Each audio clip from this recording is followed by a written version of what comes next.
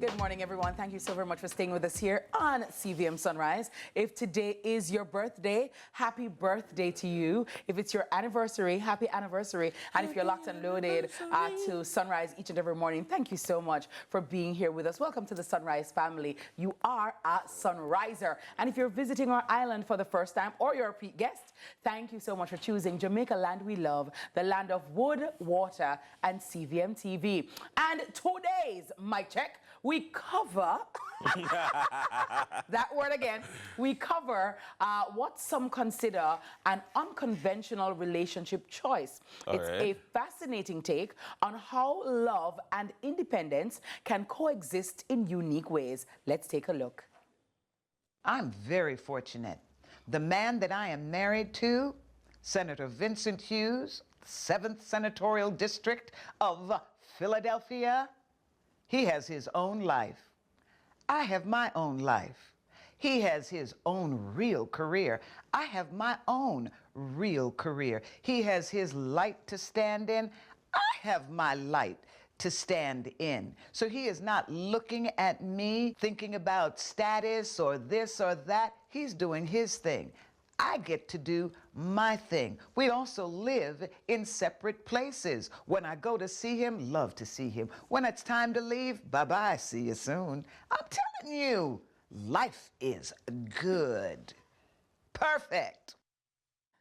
Wow. Yeah, there was some talk about her and her marriage and, you know, so she was defending it. Yes. And saying, yeah, they live in different places. You know what annoys me? What's that? People on the outside trying to tell you what's going on in your marriage and in your household as if they live there and they know for a fact what's going on. Yeah. They don't understand that sometimes that which appears isn't always the case or the situation. And it really jars my nerve. It's to my chagrin when persons outside, now live no life, you know.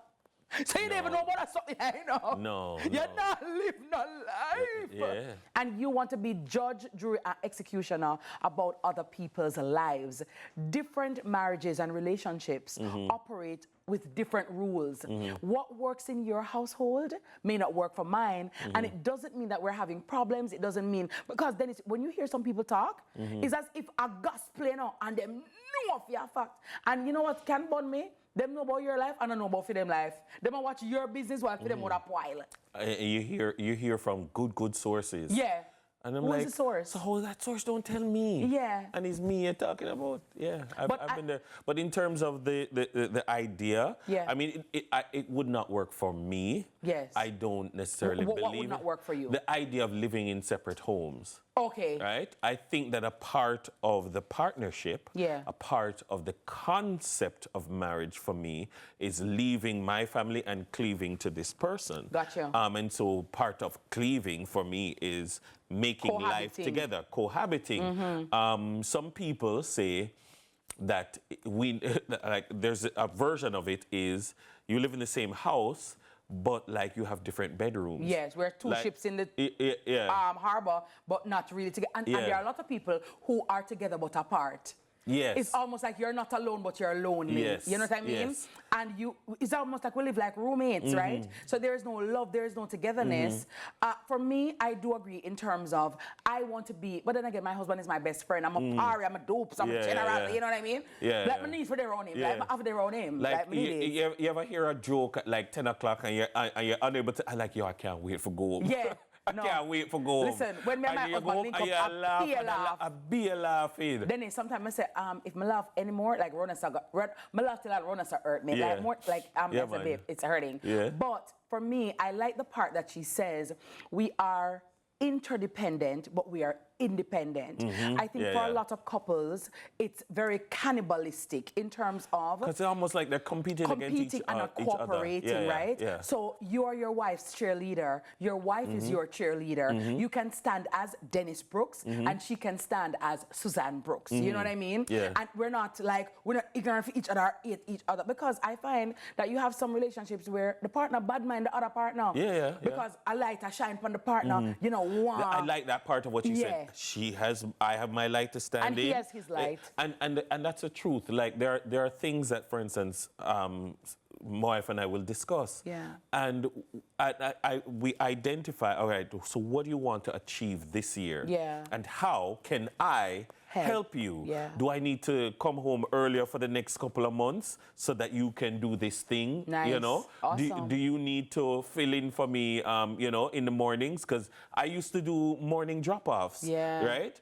I'm here in the morning now. And so we've changed our schedules in order to make that happen. Nice. You understand? And then, you know, say that on a Wednesday and a Friday, I enjoy that time to do that because, you know, that's my thing. Yeah. You know? And you know, you have an individual plan. And it's good, especially at this time of the year, to sit. And in the same way that you would have a planning session at your work, you know, you have management retreat. I think it's very important have a couples retreat. You have a management retreat and say, all right, let's discuss budget. Let's discuss what are our joint goals. Yeah. Because and individual goals and too. our individual goals. Because guess what? In life, people can grow apart. Definitely. They can grow closer, but it is possible to grow apart. Yes. I remember a lecturer when I was doing developmental psychology in undergrad. She said something to me, it has stuck with me to this day. She said, I mean, I'm in my early 20s at this time, maybe 21, 22 years old. And she said, imagine yourself in 20 years. Different. Will you look like how you look now? Nope. Will you think like, will you have the same views? Will you have the same motives, etc.? And then how do you expect someone else to?